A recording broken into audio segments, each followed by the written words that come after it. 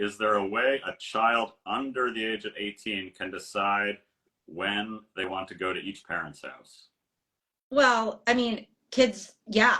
I mean, teenagers, they speak with their feet, right? Like, what are you going to do? Your 15-year-old says, I'm not going to mom's. What are you going to do? Call the police? Mm-hmm. Really? You know, like some people do. You know, some people, you know, you have to decide what hill you're going to die on, right? And the teenagers really do have a lot of power. I've had cases where, you know, a case where the judge ordered the 16-year-old girl to go spend time with her mom. And she said, how are you going to the judge's face, how are you going to make me? And the judge was like, had no answer, right? A veteran judge on the bench for 30 something years was like, I don't know. You can't, right?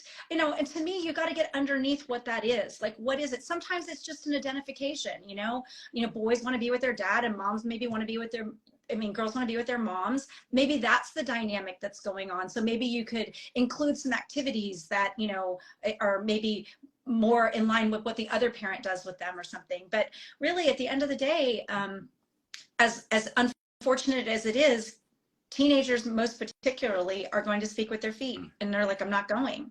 And then you have to decide to what lengths you're going to go to enforce the court orders. Yeah, I mean, I'm sure raising my kids are younger, but teenagers are tough as is. When you have this dynamic, you do, and you've had this kind of co-parenting setup, and that changes.